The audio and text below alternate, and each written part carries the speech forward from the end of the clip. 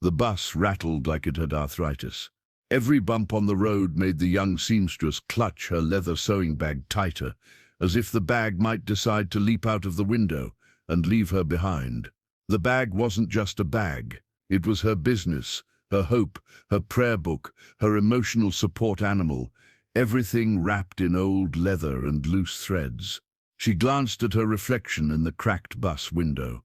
Dark circles, messy bun, a patched dress she had repaired so many times it deserved its own retirement plan. "This is fine," she whispered to herself, lying boldly to her own spirit. "It's just a simple sewing job. Measurements, a quick hem, in and out."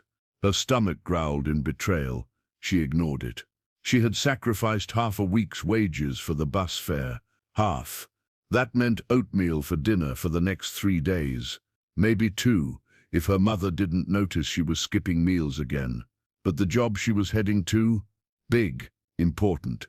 A special event, Mrs. Henderson had said, which usually meant a bridesmaid crying because her dress didn't zip, a flower girl stepping on her own tulle, or a groom who suddenly realized his pants didn't reach his ankles. Those were simple crises. She could handle those in her sleep. But when the bus turned the final corner, her confidence packed its bags and left.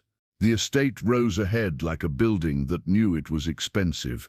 Tall iron gates, wide driveways, a fountain spraying water so high it felt disrespectful. Everything sparkled like the sun owed them rent. She blinked. Lord, did I travel to a different tax bracket? The bus driver opened the door and gave her a look like, "You sure this is your stop, sweetheart?" But she nodded bravely because pride was free, and she needed the upper hand over something today. The moment her feet touched the driveway, she realized 2 things. She did not belong here, and this was not a simple sewing job. There were event planners running around with clipboards, photographers adjusting lenses worth more than her entire existence, guests in gowns that refused to wrinkle, caterers carrying trays like they were in a cooking competition show, a violinist softly crying because her instrument went slightly out of tune. She felt like she had wandered into a movie set, except they forgot to give her a role. 2 women in designer dresses walked past, paused, looked her up and down, and whispered loudly, "Who let the staff use the front entrance?" "No, she's not staff. Look at the dress." "Oh, then she's lost." She tried to smile, but it came out like a nervous hiccup. Her sewing bag felt heavier. Her patched dress suddenly felt like sandpaper. Her heart whispered, "Turn around." Her bank account whispered back, "Dare it." She pushed forward. She could do this. She was a professional. She had worked with crying brides, angry groomsmen, and one flower girl who bit her on the ankle. Nothing could break her spirit. "Excuse me." A security guard approached her. Her fear skyrocketed. "Ma'am, are you supposed to be here?" She nodded too quickly. "Yes, I was called to do sewing. Someone needed me. Someone, somewhere."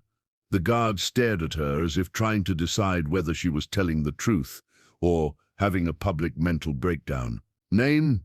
he asked. She gave it. He typed something, waited, typed again. His brows lifted. "Ha," he muttered. "They're expecting a seamstress." Her soul returned to her body. "Go straight through the garden," he said. "Someone will guide you." She walked past him with shaky confidence, but as she approached the main event area, her nerves unraveled again, because the celebration wasn't just big, it was massive. Silk draping, fairy lights, gold accents, live musicians, champagne fountains, guests laughing like their bills were always paid on time. She felt like a crumb in a bakery full of wedding cakes. She tried to stand taller, but her patched dress didn't have the strength for that kind of ambition. "It's fine," she told herself again. But it wasn't. Oh, it wasn't. She stepped deeper into the crowd, heart thumping, trying not to sweat through her clothes, and that was when everything went wrong. A drunk man, red-faced and wobbling, pointed directly at her. You, Girl with the, he squinted, the quilt dress. Come here, his voice echoed. Heads turned. Her soul tried to exit her body, stage left. This was the beginning of a disaster, and she didn't know yet.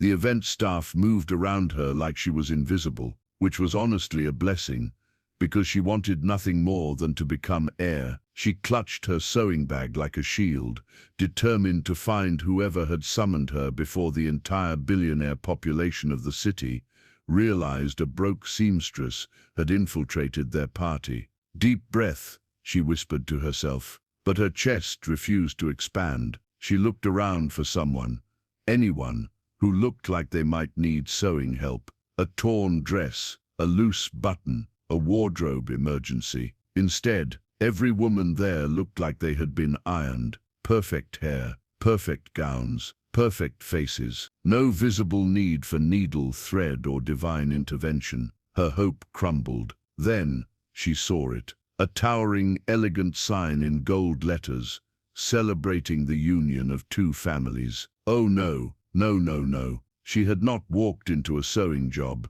She had walked into a high-profile engagement celebration. A billionaire engagement. The kind where alliances formed, businesses merged. Socks rose and dresses cost more than her mother's medical bills. Her stomach sank to her toes. This is above my salary level, she whispered. A waiter brushed past her, carrying a tray of champagne flutes that sparkled like each one had its own spotlight. Her hand twitched instinctively. Her inner poverty wanted to grab one, but she resisted. Barely. She needed to find Mrs. Henderson's mysterious client, fast. But before she could move, someone gasped beside her.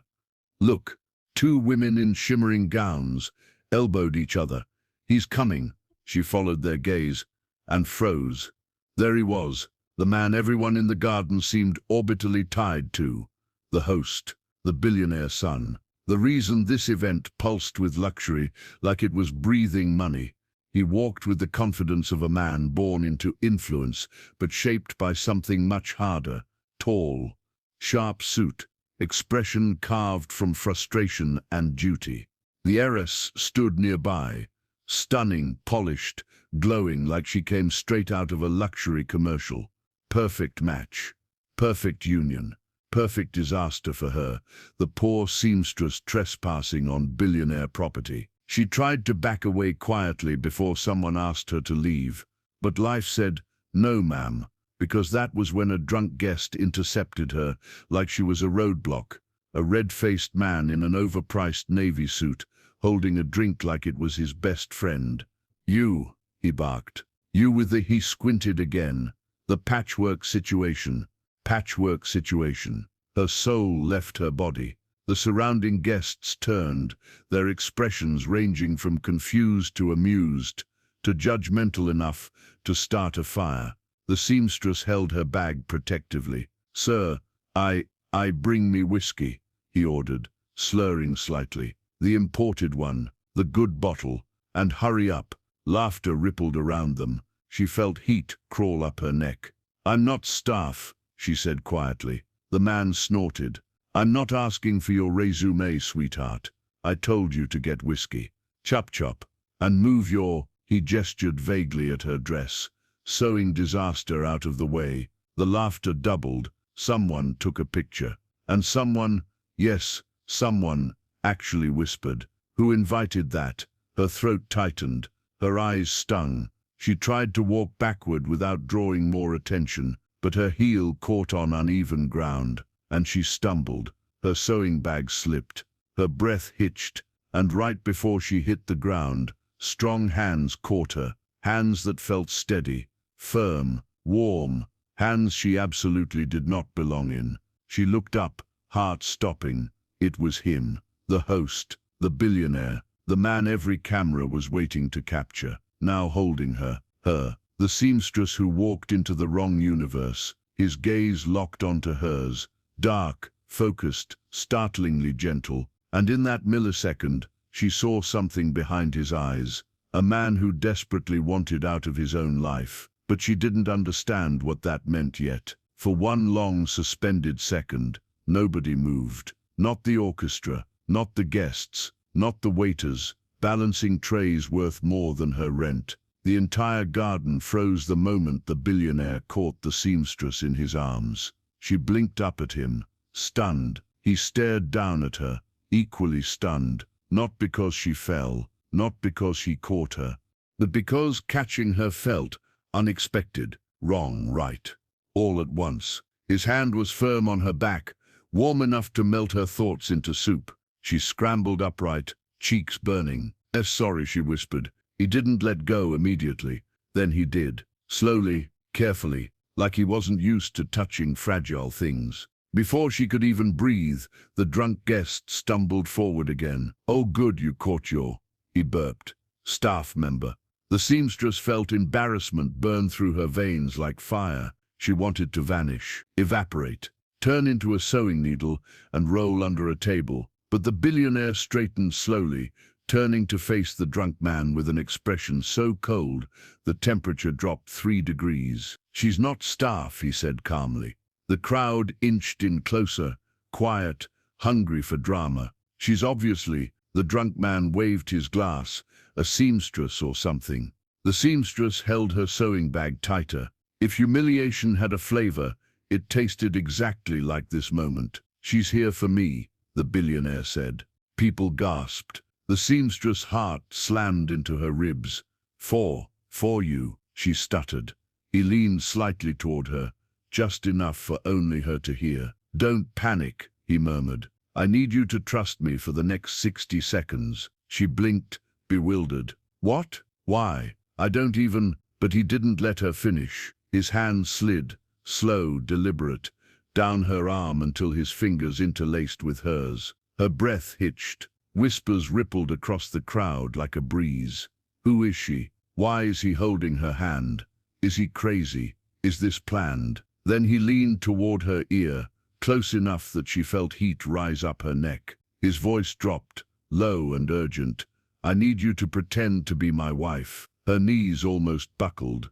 "What?" she squeaked. But he didn't wait for her permission. He lifted their joined hands high, like they were already a couple who did this every morning before breakfast. Then with his other arm, he wrapped it around her waist. Not roughly, not possessively, just decisively. She felt his heart beat. He felt her go rigid with shock, then loud enough for the entire elite guest list to hear. He said, "Everyone listen." Silence cracked across the garden. Even the champagne bubbled in fear. The billionaire looked straight at the crowd, voice steady, deep, unshakable. "This woman is my wife." Gasps, screams, a dropped champagne glass, a fainting event planner, someone whispering, "No wonder the violinist cried earlier." He continued, "And the party is over." Chaos, pure chaos. Phones came out, cameras flashed. The heiress-to-be froze mid-sip. The mothers of both families looked like they were witnessing the world's most expensive meltdown.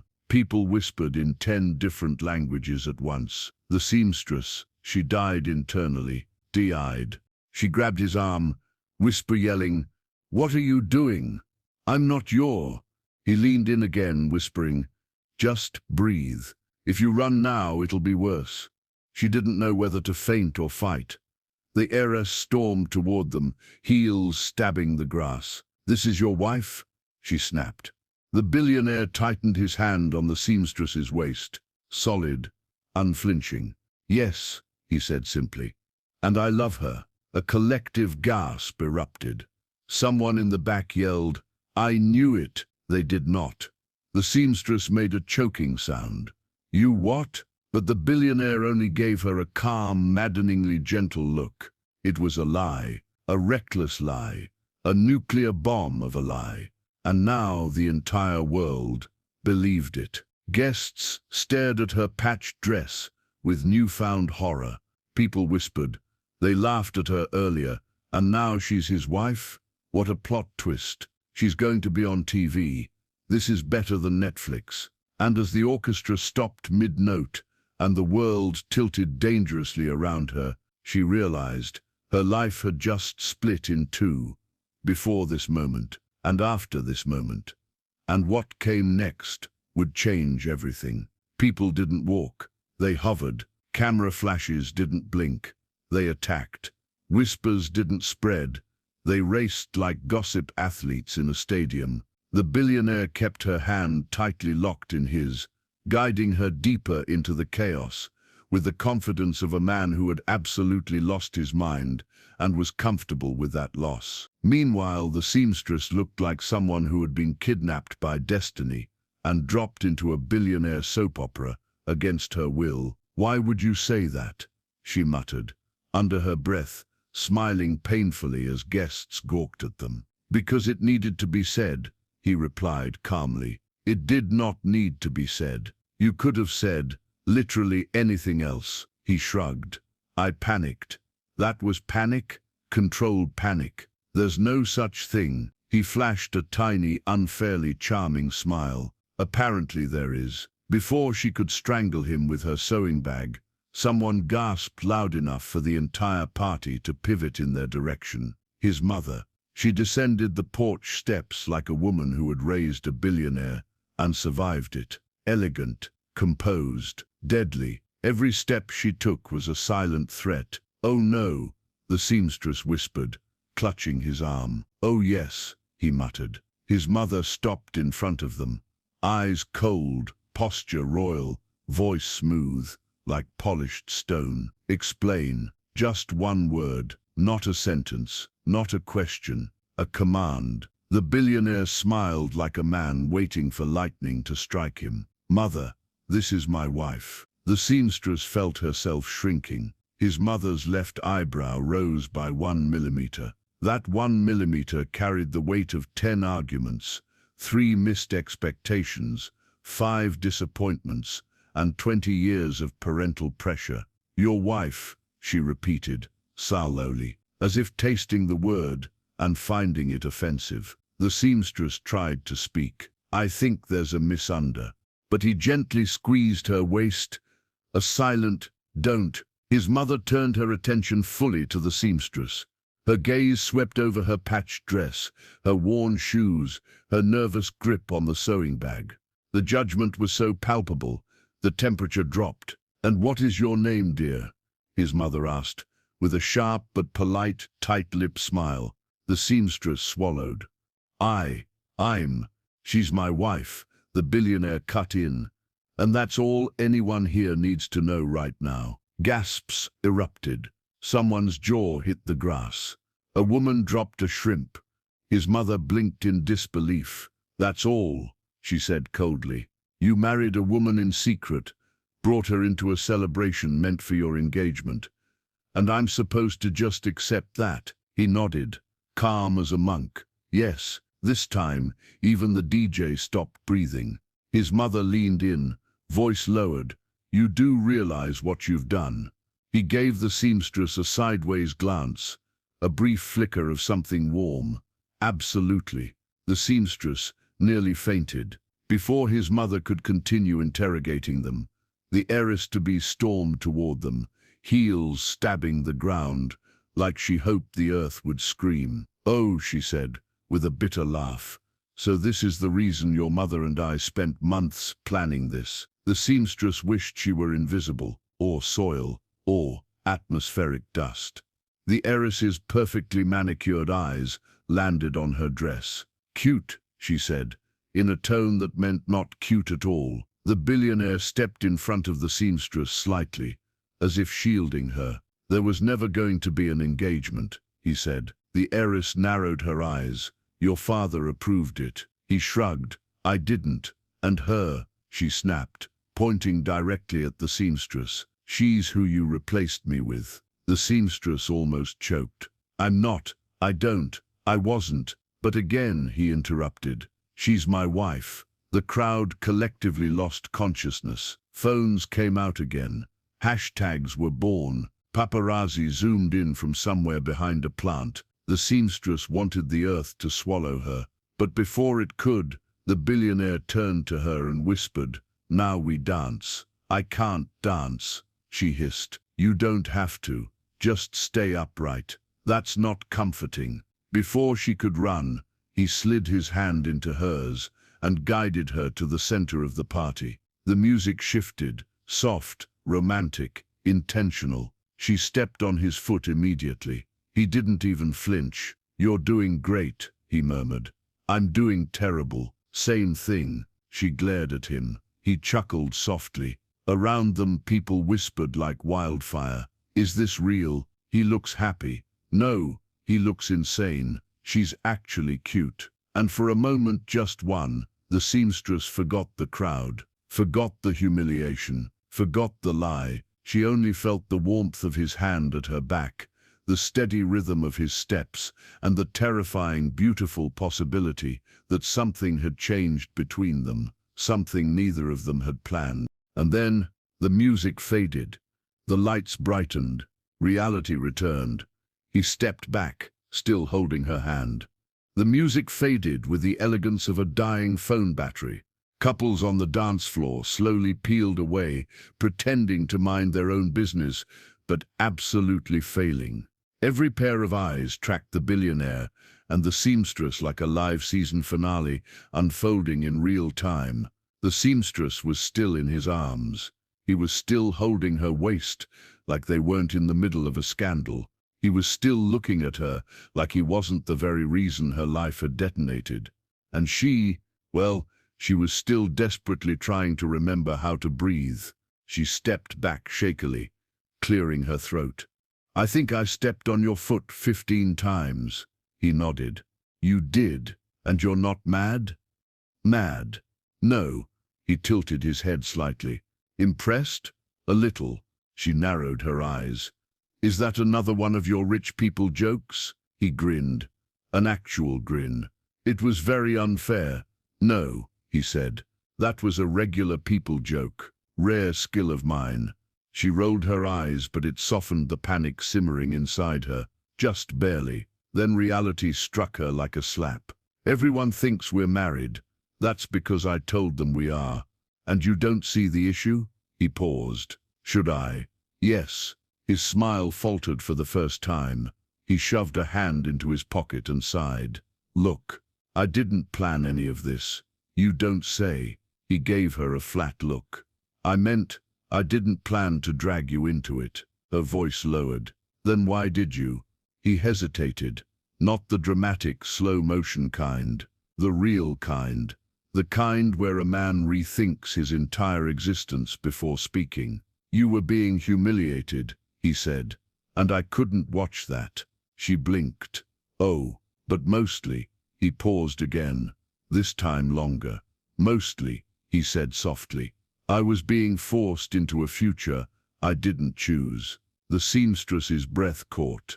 He looked away, jaw clenched, as if a lifetime of pressure pressed against the back of his ribs. She swallowed. "So, you used me as your escape route." He met her gaze carefully. Yes, there it was. Honest, heavy, ridiculous. True. She let out a humorless laugh. "You know, most people escape by going for a walk, or taking a vacation, or blocking their mother's number." His lips twitched. Those options were unavailable. Right. So fake marriage was next on the list. Technically, it wasn't on the list at all. "You improvised." "I improvised. You announced it. Only after you showed UP at the exact moment I was about to do something much worse." Her brows shot up. "Worse than pretending to be married." He gave her a look that said, "You don't even want to know," before she could question him. His assistant rushed over. "Sir," the assistant whispered urgently, "the board is demanding an official statement. Also, 3 major news outlets are waiting at the gate." The seamstress nearly fainted. "News outlets." The billionaire nodded calmly. "Of course. People love drama. You created the drama." He smiled like that was a compliment. The assistant cleared his throat. "And, sir, your mother says she will personally drag you off the dance floor if you do not speak with her immediately." The seamstress grabbed his arm. "Oh no, not her. She hates me. She doesn't even know you," he said. "Oh, she knows enough. She counted the stitches on my dress with her EYs." He nearly laughed. "You're exaggerating." "No, She literally inspected the seams. He smothered another laugh, badly. His mother's glare from across the garden intensified. The seamstress clutched his sleeve like a hostage. "I cannot talk to her." "You won't," he said simply. "What do you mean?" "I'll handle her. I'll handle all of them." She stared at him. "Why?" His expression softened, not dramatically, not romantically, just honestly. "Because I dragged you into this. I protect what I break." Those words hit her somewhere she wasn't prepared for. Then he gently placed a hand at her back, guiding her toward the garden exit. "Come on," he said. "Let me walk you out before someone else asks if the wedding was catered." Her cheeks reddened. "Where am I even supposed to go after this?" "Home," he said quietly. "Tonight, you go home, and tomorrow." He looked at her for a long moment.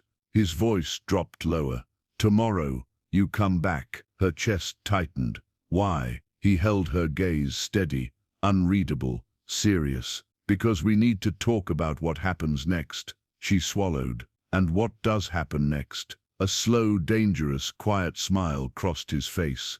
"I have a few ideas." Her heart did a little somersault. She pretended not to feel. He helped her into a waiting car, his hand lingering on hers longer than necessary. And as the door closed, she realized she was leaving the most painful, most humiliating, most confusing event of her life, with the terrifying possibility that she might want to see him again. And that was the beginning of the real disaster. The next morning didn't greet her gently. It kicked her in the face. Her phone vibrated non-stop on the bedside table, glowing like it was trying to summon her to an emergency meeting she did not request. She cracked one eye open. 46 missed messages, 19 missed calls, hundreds of notifications. Even her bank app sent a notification, which was suspicious, because she didn't have money for them to notify her about. With the bravery of someone checking exam results, they already knew they failed.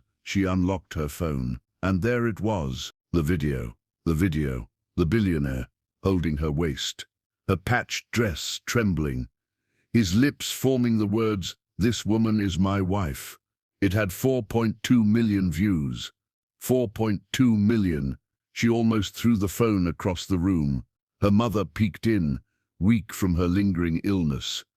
"Honey, people from church are texting me pictures of you in a garden with that man."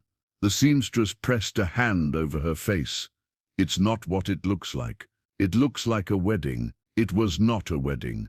Her mother coughed gently. "Well, whatever it was, you look beautiful in the picture." She looked at the photo again. Her? Beautiful? The internet disagreed loudly. Comments, "Why does she look like she works in housekeeping? This marriage cost $12 and a prayer." He downgraded hard. "I smell a scandal. She must be really nice, or really lucky." Her personal favorite, Patchwork Cinderella. She threw her pillow at the wall. "I need to go there," she said, grabbing her sewing bag. Her mother touched her shoulder weakly. "Sweetheart, be careful. Rich people solve their problems in ways that break poor people." It was the most accurate sentence anyone had ever spoken. She walked to the bus stop, because despite trending online, she was still a broke seamstress, but the city didn't let her blend in. People stared, some whispered. One woman actually gasped and pulled her daughter behind her, like the seamstress carried scandal germs. Fantastic, just fantastic. When she reached the bus, the driver looked at her like he'd just spotted a celebrity. "Aren't you that girl who—" "Nope, wrong girl." She swiped her bus card aggressively. "It's my evil twin." The driver nodded slowly, not convinced. She sat in the corner seat, but privacy didn't exist anymore. Two teenagers leaned across the aisle, whispering 2-0 loudly. "That's definitely her. I saw the video 12 times. She was shaking like a chihuahua. She looks nicer in person." Great. She had become a community pet. Halfway through the ride, an older woman she recognized from church pulled up beside the bus and waved frantically out the window. The seamstress slid down in her seat. Too late. The woman shouted, "Sweetheart, get off the bus. I can drive you to him." To him. The millionaire she wasn't married to. Perfect. The seamstress reluctantly got off and climbed into the woman's tiny car.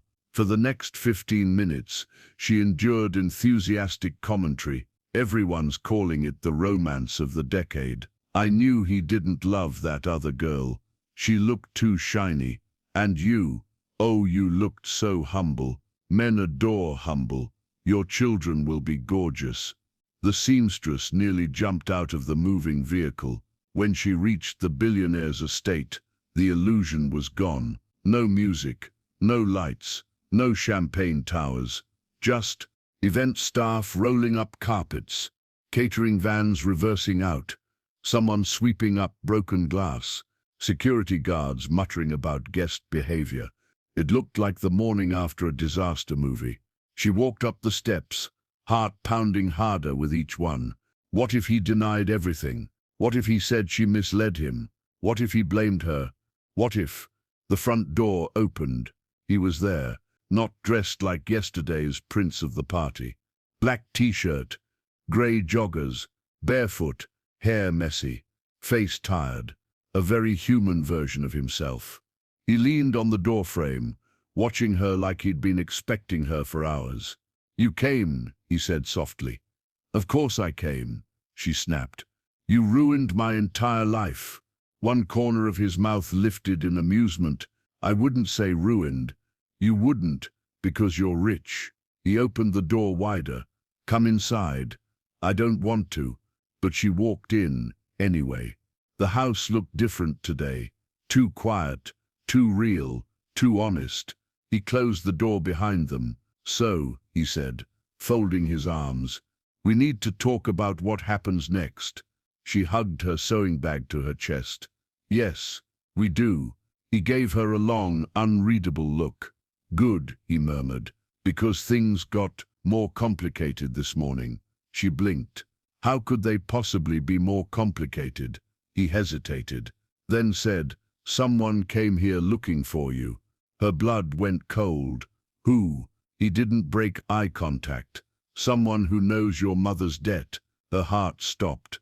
"What did you just say?"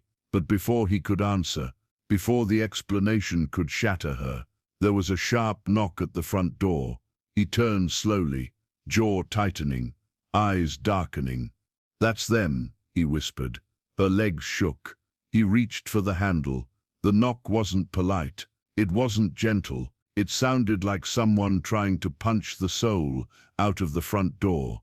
The seamstress jumped so hard, she almost dropped her sewing bag. The billionaire froze mid-breath, shoulders going rigid, eyes narrowing. He didn't move for a full second. "Are you expecting someone?" she whispered. He shook his head slowly. "No." Her stomach dropped. He stepped toward the door. "Wait." She grabbed his arm, panicked.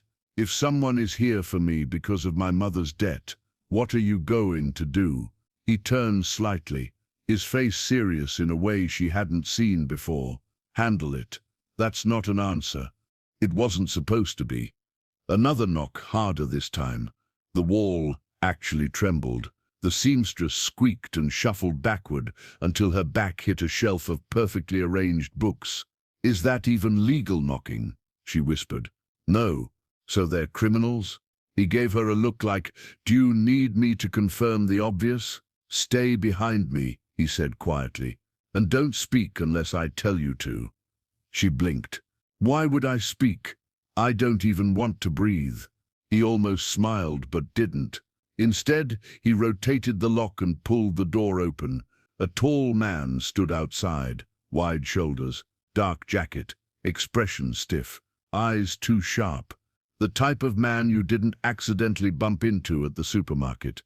He didn't greet the billionaire. He didn't ask permission. He stepped right inside, like the house owed him rent. The seamstress nearly passed out. The billionaire blocked the man's path with a single arm. "I didn't invite you in," he said calmly. The man smirked. "You don't invite people like me," he said. "We come." The seamstress clutched her sewing bag so tightly it squeaked. The man's gaze drifted past the billionaire, right to her. "Ah," he said, "there she is." Her knees dissolved. Her soul left her body. She considered becoming a chair. The billionaire stepped directly in front of her, shielding her completely. "You don't speak to her," he said, voice low, dangerous. The man raised an eyebrow. "Oh," he smirked at her. "Your mother's overdue balance says otherwise." Her breath stopped. Her mother's debt, he knew. The billionaire stiffened. "You're not talking to her about that," he said. The man shrugged. "Fine, then I'll talk to you. After all," his eyes gleamed with unpleasant interest, "your wife's debt becomes yours, doesn't it?" That was when the seamstress felt the world tilt. She grabbed the billionaire's arm entirely on instinct. "I'm not actually," she started. He gently squeezed her hand behind him. Silent warning. "Don't," the man chuckled. "Oh, I'm not here to break anyone's legs today. Relax." He glanced around the mansion. Beautiful place. Shame if anything happened to it. The billionaire stepped forward so sharply, the man actually flinched. "You won't touch this house," he said. "Then pay up," the man replied coolly. By the end of the week, her heart rattled violently. I can't pay anything," she whispered. The man laughed. "Oh, sweetheart, I know." Then he turned back to the billionaire. "But you can." Silence, cold, dense, threatening. The billionaire's eyes hardened. "I said leave." The man smirked again, tipped an imaginary hat toward her, and walked out casually, as if he didn't just turn her world into a burning dumpster. When the door shut, it echoed through the entire mansion. The seamstress sank onto the nearest chair. "What was that?" she whispered. He didn't answer immediately. He just walked toward her slowly, hands sliding into his pockets, jaw tight, with a frustration that made the room feel warmer. "You should have told me," he said quietly. "I didn't think it was your problem." He gave her a look that almost knocked the air out of her chest. "It became my problem," he said. "The moment I called you my wife." She swallowed hard. "I didn't ask you to do that." "I know. So why are you acting like you owe me anything?" He leaned closer, too close. "For someone she wasn't actually married to, because I do." Her breath stilled. The room shrank around them. And then, before she could respond, before she could ask what he meant, before she could process anything, his phone lit up and buzzed violently on the table beside them. He glanced at the screen. His expression dropped. "What?" she whispered. He stared at the screen, jaw clenched. Then he turned it toward her. Her throat closed. It was a breaking news alert. Billionaire's secret wife identified. Home address leaked. Loan shark involved. Her entire body froze. "No," she whispered. He inhaled sharply. "This just got a lot worse," he said. She stared at the screen. Her address, her mother's name, her debt, her photo, everything. Online, public, dangerous. She covered her mouth, shaking. "What do we do?" she whispered. He looked at her with an intensity she wasn't ready for. "You stay here," he said. "From now on, you're not going home." Her heart pounded. "What? Why?" He stepped closer. "Because you're not safe anymore." She blinked. "And here is safer." He held her gaze. "With me?" A beat. "Ez." And before she could argue, before she could breathe, before she could run, the lights in the mansion suddenly went dark. Every single one. Pitch black. She gasped. He grabbed her arm. Someone outside the house shouted,